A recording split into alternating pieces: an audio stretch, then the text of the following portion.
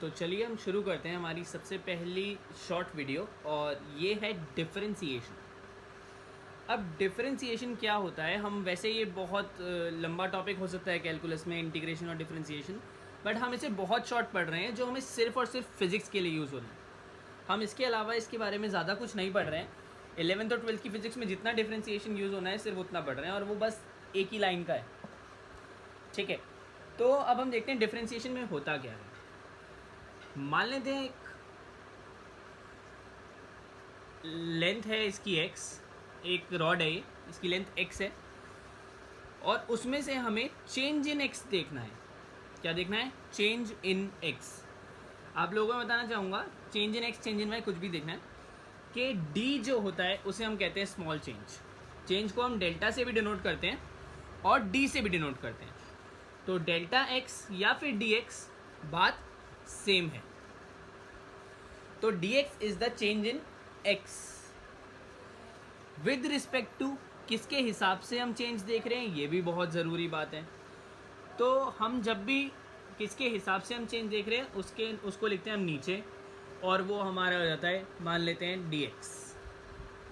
ठीक है, ऊपर वाला x ज़रूरी नहीं है x हो, ऊपर वाले x में कोई भी वैल्यू हो सकती है, जैसे कि पावर हो सकती है, जैसे कि n। तो हमें देखना है सबसे पहली बात, जो वेरिएबल ऊपर है वही वेरिएबल नीचे होना चाहिए, तभी डिफरेंशिएशन हो सकती है, वरना नहीं हो सकती। सबसे पहले ये देखते हैं सिंपल फॉर्मूला कि अगर अब हम पूरी चीज़ में डिफरेंशिएशन किसकी कर रहे हैं, हम डिफरेंशिएशन कर रहे हैं सिर्फ और सिर्फ x की पावर n की। ये जो पूरा पार्ट है d/dx, ये तो डिफरेंशिएशन करने का एक तरीका मान लेते हैं। हम डिफरेंशिएशन कर रहे हैं सिर्फ x की पावर n की। Is it clear? तो x की पावर n की डिफरेंशिएशन का जनरल फॉर्मूला या सिंपल फॉर्मूला है कि जो भी पावर होती है, पावर जो भी होती है, जो n है, वो आ जाती है आगे, मतलब मल्टीप्लाई में, x के साथ मल्टीप्लाई में, और पावर में से एक वैल्यू कम हो जाती है, -1 हो जाती है पावर। इसको मैं जनरली एक्सप्लेन करूँ तो ये अगर x की पावर 5 है बाई dx है, तो ये बन जाता है 5, क्योंकि मल्टीप्लाई में आ जाएगा। x की पावर 5 में से एक कब? 4। और ये सिंपल सा फॉर्मूला हो गया डिफरेंशिएशन का। अगर हमारे पास कभी ऐसा है कि हमारे पास वैल्यू है dc/dx, c is a constant term, 1 2 3 4 5 6 7 8 constant term हो गई, तो हमेशा उसकी डिफरेंशिएशन 0 होती है बेटा, ध्यान रखना। वेरी सिंपल बात है। ठीक है, अगर हमारे पास एक चीज़ है dy दोनों एक साथ लिखा है अपॉन dy, तो हम क्या करेंगे, y और y तो है ना, तो ज़ीरो नहीं होगा, c को हम बाहर निकालेंगे और dy/dy की डिफरेंशिएशन कर देंगे। क्लियर है बात? फॉर्मूला जनरल ये है। अब देखते हैं अलग अलग इसके एग्जांपल्स, छोटे छोटे, ज़्यादा बड़े नहीं, बहुत इजी से छोटे छोटे एग्जांपल्स। अगर हमारे पास सिंपल dt/dt है, देखें ऊपर और नीचे सेम होना चाहिए, वरना ज़ीरो है। ठीक है ना, ऊपर और नीचे सेम नहीं हुआ तो dt/dt ज़ीरो, dt/dt है। अब t में ऊपर देखें तो t खाली t लिखा है। ठीक है, जब खाली लिखा है इसका मतलब उसकी पावर 1 है, तो जब हम इसको डिफरेंशिएट करेंगे तो पावर आ जाएगी मल्टीप्लाई में, और पावर में से एक कम हो जाएगा, 1 - 1। सेम फॉर्मूला लगा रहा हूँ मैं, 1 को n की जगह लगाया यहाँ पे। ठीक है, तो ये बन जाएगा 1 × t की पावर 0। t की पावर 0, किसी भी चीज़ की पावर 0 1 ही होता है, तो इसका मतलब इसका आंसर आएगा 1 × 1, इसका मतलब है आंसर है 1। तो किसी भी ऊपर और नीचे अगर सेम होगा तो आंसर 1 आएगा, चाहे वो dt/dt हो, dx/dx हो, आंसर है 1। यहीं पे अगर dz² हुआ तो आप लोगों को पता ही है, आप लोग देख सकते हैं पावर चली जाएगी मल्टीप्लाई में, 2z, 2 - 1 1। 1 को हमें लिखते नहीं है तो हम लिख सकते हैं सिर्फ 2z, पावर 1 लिखने की ज़रूरत नहीं होती। ठीक है, तो ये सिंपल है डिफरेंशिएशन का तरीका। आप किसी भी चीज़ को ऐसे डिफरेंशिएट कर सकते हैं, कोई परेशानी, कोई दिक्कत इस चीज़ की नहीं है। हाँ, अगर आपको क्या बोलते हैं, ट्रिग्नोमेट्रिक रेशियोज़ को डिफरेंशिएट करना है या कुछ, तो वो बात अलग है। एक छोटा सा एग्जांपल ले लेते हैं और फिर हम इसको ख़त्म करते हैं कि कैसे डिफरेंशिएशन करनी है। ठीक है, तो हमारे पास एक एग्जांपल है, फाइंड करना है dy/dx इस फंक्शन में। y की वैल्यू दे रखी है, ऐसा भी हो सकता है क्वेश्चन आ जाए, x की पावर 5 प्लस x की पावर 3 प्लस 10, हमें निकालना है dy by D X, D Y by D X. अब आप बोलोगे जी ये तो जीरो होना चाहिए, क्यों? क्योंकि ऊपर और नीचे दोनों अलग अलग वेरिएबल है।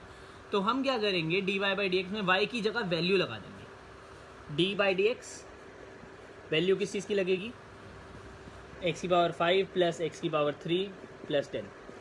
अब सबको अलग अलग सॉल्व करेंगे, डी एक्स की पावर 5 बाई डी एक्स है, सॉरी, प्लस डी एक्स की power 3 by D x plus D 10 by D X. ये पावर मल्टीप्लाई में चली जाएगी, पावर में से एक कम, प्लस पावर मल्टीप्लाई में चली जाएगी, पावर में से एक कम, प्लस कांस्टेंट टर्म आ गया 0। So d Y by D x की वैल्यू हो जाएगी 5x की पावर 4 प्लस 3x की पावर 2।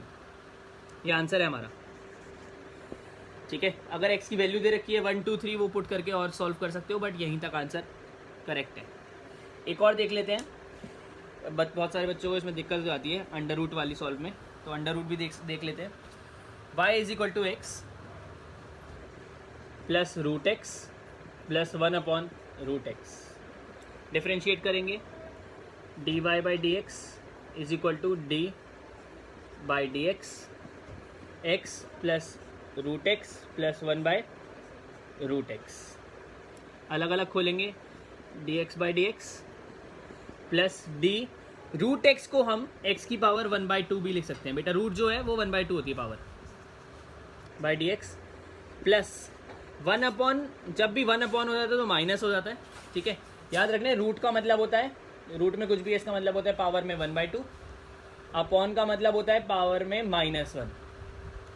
तो क्योंकि अपॉन में भी है रूट में भी है तो इसकी वैल्यू आएगी x की power -1/2 upon D x. Board छोटा है, शायद आगे सॉल्व करने में दिक्कत हो। सेम वैल्यूज़ हैं डिफरेंशिएशन में, इसका तो आंसर बनाया। इसको देखते हैं, पावर चली गई मल्टीप्लाई में और पावर में से एक कम, हाफ में से -1, समझ रहे हैं। पावर चली गई मल्टीप्लाई में, पावर में से एक कम, प्लस पावर चली गई मल्टीप्लाई में -1/2 और हाफ में से एक कम, -1/2 -1, ठीक है। मैं यहाँ पे देख रहा हूँ, हाफ -1 होगा -1/2, ठीक है। आधे में से एक गया, -आधा बचा, और आधे में एक और माइनस किया, ठीक है। -1/2 में से एक किया तो माइनस, एलसीएम लेंगे 3/2। क्लियर है बात? तो दोनों वैल्यूज रख देते हैं। इसकी वैल्यू हो गई 1, इसकी वैल्यू हो गई हाफ, x की पावर -1/2 -1/2 x की पावर -3/2। इसको और अच्छे से लिख सकते हैं, मैं ऊपर यहाँ पे इस लाइन को हटा के लिख रहा हूँ।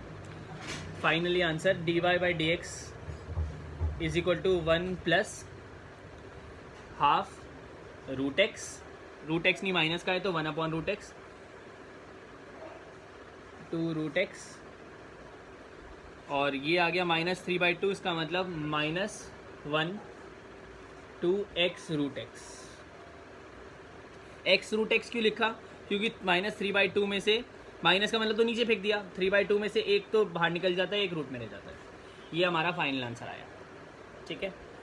ज़्यादा मुश्किल है नहीं, पर आप लोगों को देखना है कि कैसे करना है। Pretty easy to sum it up.